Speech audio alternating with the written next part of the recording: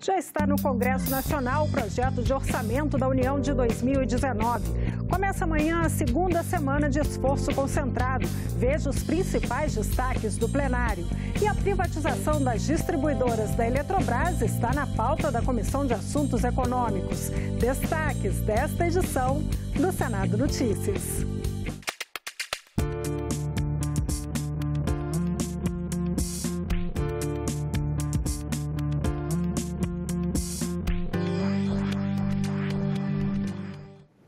Olá, boa noite. O Brasil tenta sair da crise econômica, mas a recuperação vem lenta, prejudicada por fatores como a greve dos caminhoneiros. No segundo trimestre, o crescimento do Produto Interno Bruto foi de apenas 0,2%. Os dados apurados pelo IBGE mostram que a soma de todos os bens e serviços produzidos no país em abril, maio e junho foi de 1,693 bilhões, valor 1% maior em relação ao mesmo período do ano passado, mas só 0,1% mais do que no primeiro trimestre. A greve dos caminhoneiros, que praticamente parou o país durante 11 dias, teve um impacto grande na indústria, que caiu 0,6%.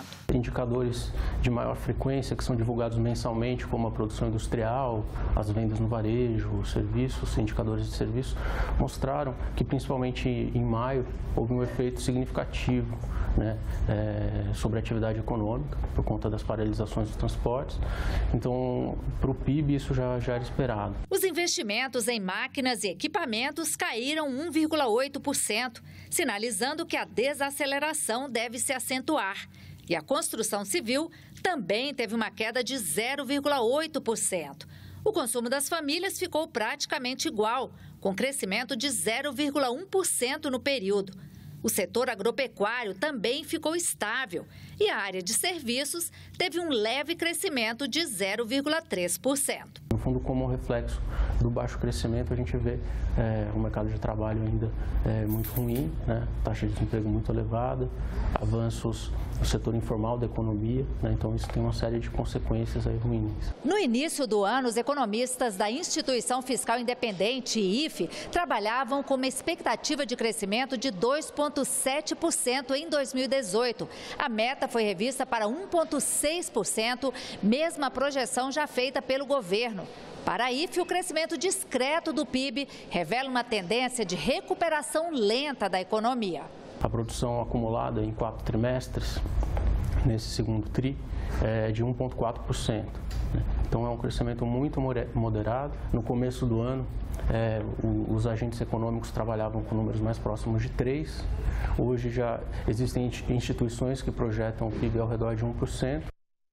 Já está no Congresso Nacional o projeto de orçamento geral da União de 2019. Entre os destaques estão a previsão de salário mínimo de R$ 1.006, o reajuste para o judiciário e a falta de verba para o Bolsa Família. Segundo o orçamento de 2019, o salário mínimo terá um aumento de R$ 52, passando para R$ 1.006. O projeto prevê um crescimento do PIB de 2,5%, inflação de 4,25% e taxa básica de juros de 7,17%.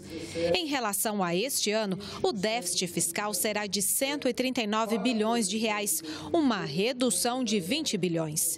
A equipe econômica classificou a proposta de realista e explicou que caberá ao Congresso Nacional aprovar um crédito suplementar para as despesas com o Bolsa Família a partir de junho do ano que vem. Segundo o ministro, o governo federal precisa de 258 bilhões de reais para fazer frente a essa e a outras despesas. Com relação à regra de ouro, aqui só para deixar claro que nós não podemos nos endividar para fazer despesas correntes. Essa é a lógica da regra de ouro. O que tem de novidade para vocês é que a gente estimou a insuficiência da regra de ouro para 2019 em 258,2 bilhões. Então, esse é o volume que eu vou ter que fazer de emissão de títulos para cumprir a regra de ouro. O Ministério do Planejamento enviou uma medida provisória para adiar para 2020 o reajuste de até 6,65% de 23 carreiras do funcionalismo público. Segundo Esteves Colnago, a economia será de 4,7 bilhões de reais a serem usados pelo próximo governo em investimentos, por exemplo. 4,7 bilhões, como eu falei, essa MP ela é necessária para postergar por 12 meses o reajuste. Então, há uma lei vigente que dá o reajuste, então preciso de uma outra lei para postergar. Questionado sobre o reajuste de 16,38% para o judiciário, com um efeito cascata de 1 bilhão e 400 milhões de reais, o ministro da Fazenda afirmou que não cabe ao executivo vetá-lo. Nós não temos competência legal para fazer isso. Então, você não pode nos cobrar de algo que nós não temos competência. O país tem uma Constituição, tem leis, tem regras, tem independência entre os poderes. Ao comentar o primeiro ano de vigência do teto de gastos, o ministro da Fazenda defendeu o controle do aumento das despesas públicas. Segundo ele, as áreas de saúde e educação receberam repasses acima do previsto.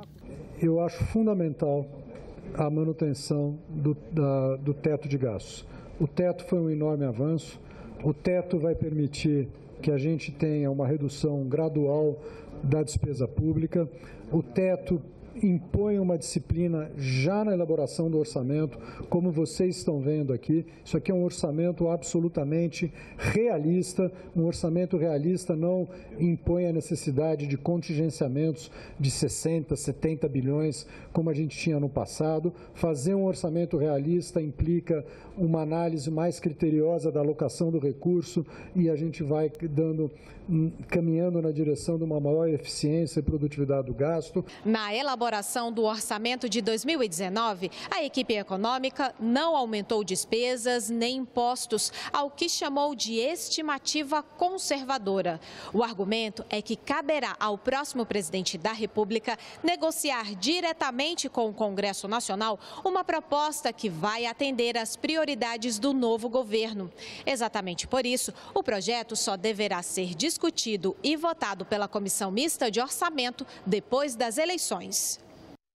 E quem vai dar mais detalhes sobre a proposta orçamentária para 2019 é a nossa colunista de economia, Antônia Márcia Vale. Boa noite, Antônia. Boa noite, Anir. O próximo presidente da República está com um orçamento bem apertado para o próximo ano, né? Está com um orçamento bem apertado e tem de ser muito bom de negociação, como disse a Érica na reportagem que a gente acabou de ver. Este orçamento está muito incerto e estranho. Embora a equipe econômica diga que ele é um orçamento realista, na verdade, ele é um orçamento inesperado. Nunca se viu alguma coisa, mesmo num fim de governo, ser deixado para tantas negociações posteriores. Ele está de acordo com as regras legais, mas o conteúdo não é exatamente o que parece à primeira vista, principalmente na área dos recursos destinados à parcela mais pobre da população. Formalmente está previsto lá no orçamento os recursos para projetos como Bolsa Família e benefícios de prestação continuada. Aquelas pensões que o governo paga a idosos e deficientes muito pobres, muito carentes.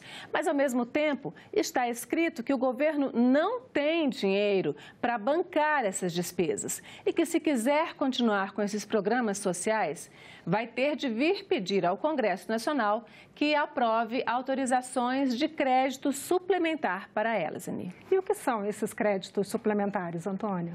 Então, Eni, os créditos são exatamente essas autorizações do Congresso para que o governo pegue dinheiro emprestado no mercado financeiro, porque o governo não pode pegar esse dinheiro sem autorização do Congresso. Esse artifício legal tem duas implicações imediatas. A primeira é que pegar dinheiro emprestado significa aumentar a dívida pública e o consequente pagamento de juros pelo governo ao mercado financeiro.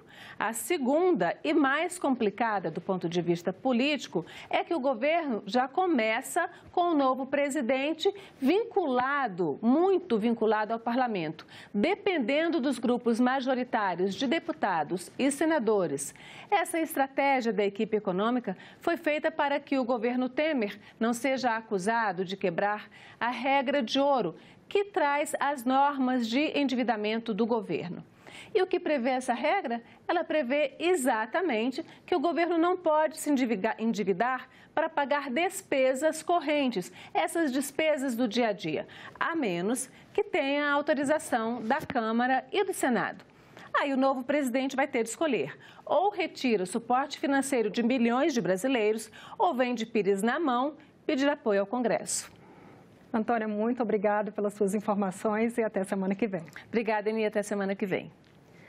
Preocupados com a alta do dólar e seus reflexos no bolso de cada um, turistas, pequenos e médios investidores tentam antecipar o que pode acontecer com o câmbio. Neste ano, a moeda americana já subiu mais de 25%. Quando a moeda americana se valoriza, é bom para quem exporta, como, por exemplo, o setor do agronegócio.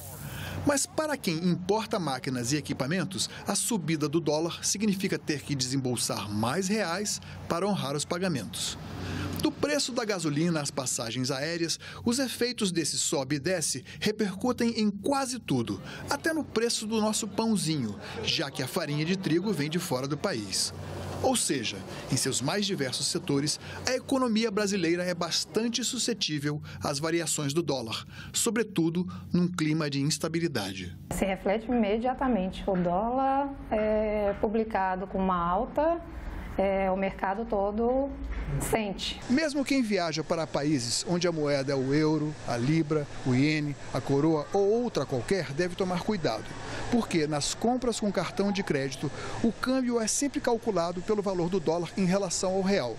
Por isso, é preciso ficar de olho na alta da moeda americana, para na volta da viagem não ser surpreendido com uma conta muito maior. Dona de uma agência de viagens há mais de 20 anos, Gerlane sabe que é preciso estar atenta às variações do câmbio. Quem está com a viagem para a próxima semana vai correr na casa de câmbio e vai pagar um dólar alto. Então, assim, eu sugiro que leia artigos de economistas que eles estão passando boas orientações. O que vale mais a pena usar o cartão de crédito ou comprar moeda. Os analistas lembram que já passamos por um cenário bem mais assustador. Na sucessão de 2002, a cotação nominal do dólar bateu em R$ 4,00, valor que, corrigido pela inflação, corresponderia hoje a R$ 8,00. Só que agora temos uma economia mais protegida, inflação baixa e reservas cambiais acima dos 350 bilhões de dólares. Este ano, o dólar acumula ganhos de mais de 25% frente ao real. Só no mês de agosto, a cotação subiu 10,3%. Para o professor Jorge Nogueira, as mudanças na política econômica nos Estados Unidos e principalmente o quadro indefinido sobre quem será o próximo presidente explicam a volatilidade do dólar. Ao pequeno investidor, ele recomenda cautela. A minha sugestão é não saia correndo para o dólar, não saia correndo para nada. Se tem como diversificar, diversifique. Compre dólar, compre ações, coloque lá em alguns títulos públicos, porque nos próximos meses, graças a Deus são poucos meses, nós vamos ter flutuações em praticamente tudo. Na segunda semana de esforço concentrado, os senadores terão uma pauta com 21 itens. Entre eles, um projeto que reduz a burocracia nas repartições públicas e outro que proíbe o uso de animais pela indústria da beleza. De volta a Brasília, em meio à campanha eleitoral, os senadores deverão votar o atendimento prioritário às vítimas de violência doméstica na realização do exame de corpo de delito e a obrigação para que os hospitais notifiquem os casos de acidentes envolvendo menores de 0 a 14 anos. Também na pauta, o aumento para 20 dias da licença paternidade dos militares e o projeto que proíbe e aumenta a pena para o uso uso de animais pela indústria de cosméticos. Os senadores podem analisar também normas de segurança e manutenção de brinquedos de parques infantis e o treinamento obrigatório de professores em noções de primeiros socorros. O plenário pode aprovar também o selo de desburocratização e de simplificação, que será concedido às repartições públicas que garantirem um atendimento rápido e eficaz ao cidadão. Por fim, 11 acordos internacionais e medidas provisórias que deverão ser aprovadas pela Câmara dos Deputados. A privatização das distribuidoras da Eletrobras está na pauta da Comissão de Assuntos Econômicos, que se reúne nesta terça-feira, às 10 horas da manhã. O projeto prevê a venda de 6 distribuidoras de energia das regiões Norte e Nordeste. Segundo o governo, se a matéria não for aprovada, essas empresas serão liquidadas porque os contratos de concessão já estão vencidos. A matéria, que está em regime de urgência, é polêmica e está atrelada à privatização da Eletrobras. Os senadores devem analisar também 2 propostas que tramitam conjuntamente e que estabelecem que os índices de reajuste das mensalidades dos planos de saúde sejam repassados aos médicos que atendem convênios. Na quarta-feira, os senadores farão uma audiência pública para debater a crise orçamentária e os reflexos na segurança pública. O debate foi proposto pelos senadores Tasso Gereissati e Armando Monteiro, que acreditam que a distribuição de recursos para essa área entre a União, estados e municípios é desproporcional. Eles alegam ainda que os problemas na segurança pública deixam de atrair investimentos internos e externos. Começou hoje e continua amanhã aqui no Congresso Nacional a primeira reunião da alta administração dos parlamentos do Brasil e de Israel. O objetivo da reunião é a troca de experiências entre funcionários dos parlamentos dos 2 países. De Israel vieram 6 representantes e do Brasil, servidores da Câmara dos Deputados e do Senado Federal. Nos painéis vão ser discutidas melhores práticas nas áreas de acessibilidade, segurança, visitação e política institucional de equidade de gênero. O diretor-geral do Knesset, como é chamado o Parlamento de Israel, citou a inteligência policial, o programa de visitação que recebe 200 mil pessoas por ano e o site em várias línguas como boas ações do parlamento de seu país e que podem contribuir com o Brasil. Nós estivemos em Israel em fevereiro com outros 28 parlamentos e lá apresentamos nossas iniciativas de equidade, acessibilidade e na área socioambiental. E então eles vieram ao Brasil para conhecer e aprofundar essas iniciativas, de forma com que possamos mais a miúde mostrar passo a passo essas boas ações e essas ações exitosas que Câmara, Senado Federal têm e também ver um pouco das tecnologias em termos de visitação e de acessibilidade que o Parlamento de Israel também desenvolve. A preocupação com o meio ambiente e a acessibilidade dentro do Senado são temas do especial Cidadania, que vai ser publicado amanhã no Jornal do Senado. Com um plano de gestão que visa a redução do consumo de energia e de produtos descartáveis, as medidas ecológicas e de acessibilidade são modelo para outras casas. Mais informações com o jornalista Márcio Maturana. Em benefício do meio ambiente, o Senado conseguiu reduzir em 94% o consumo de copos plásticos nas suas instalações.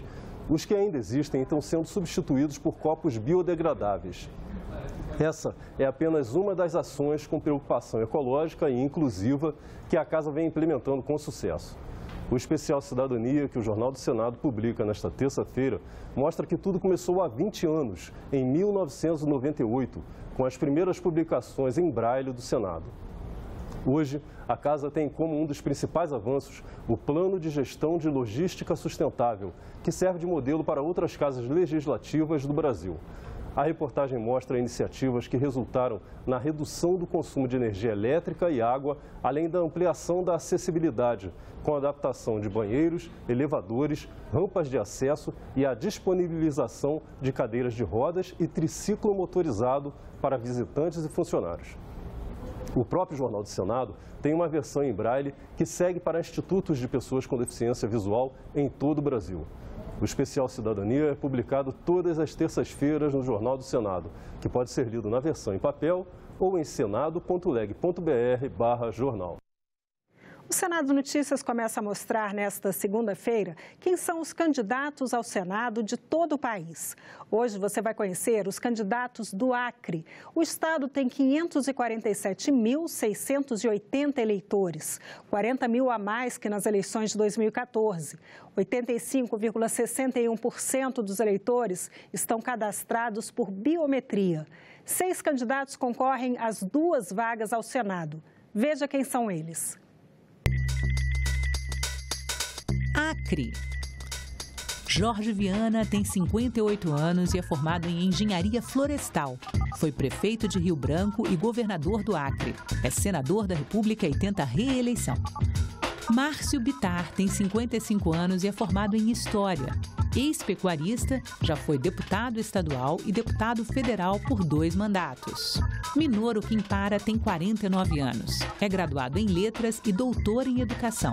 Foi reitor da Universidade Federal do Acre de 2012 a 2018. Ney Amorim tem 41 anos. É deputado estadual pelo 3º mandato e presidente da Assembleia Legislativa do Acre desde 2015. Pedraza tem 67 anos e é advogado. Foi administrador público municipal e trabalhou como advogado dos Tribunais de Contas do Estado e da União. Petecão tem 58 anos. Foi deputado estadual por 3 mandatos e deputado federal. É senador da República desde 2010 e tenta a reeleição. 9 candidatos vão disputar o Senado por Alagoas. O estado tem 2.187.997 eleitores. As mulheres alagoanas vão ter um papel fundamental nesta eleição. Elas são maioria e têm 145 mil votos a mais do que os homens. Conheça agora os candidatos ao Senado por Alagoas. Alagoas. Benedito de Lira tem 76 anos e é formado em Direito. Foi vereador de Junqueiro e de Maceió, além de deputado estadual e federal. Atualmente é senador licenciado e tenta a reeleição. Flávia Mello tem 57 anos e é formada em Serviço Social. Aposentada, foi servidora da Câmara Municipal de Belo Horizonte. Flávio Moreno tem 43 anos e é graduado em Direito. É policial federal. Preside o Sindicato dos Policiais Federais de Alagoas e faz parte da Frente dos Agentes da PF. Maurício Quintela tem 47 anos. Advogado e servidor da Justiça do Trabalho, já foi vereador, secretário municipal de Educação e ministro dos Transportes. Está no 4º mandato consecutivo de deputado federal. Oswaldo Maciel tem 46 anos. Historiador e professor da Universidade Federal de Alagoas, é um estudioso da classe trabalhadora e possui pesquisas sobre a história de Alagoas. Professor Cícero Albuquerque tem 52 anos. Sociólogo e professor da Universidade Federal de Alagoas, é especialista em pesquisas sobre o setor canavieiro e a migração campesina em Alagoas. Renan Calheiros tem 62 anos. Formado em Direito, já foi deputado federal e ministro da Justiça. Exerce o 3º mandato de senador. Já foi presidente do Senado e do Congresso Nacional. Rodrigo Cunha tem 37 anos e é formado em Direito. Foi superintendente do PROCON e vice-presidente da Associação Brasileira de PROCONs. É deputado estadual. Sérgio Cabral tem 64 anos e é formado em Tecnologia da Informação. Trabalhou no Instituto de TI de Alagoas e há 24 anos atua como líder sindical. E nós ficamos por aqui. Você pode rever as reportagens desta edição na nossa página na internet, senado.leg.br/TV. Muito obrigada pela companhia. Continue sintonizado aqui, na TV Senado.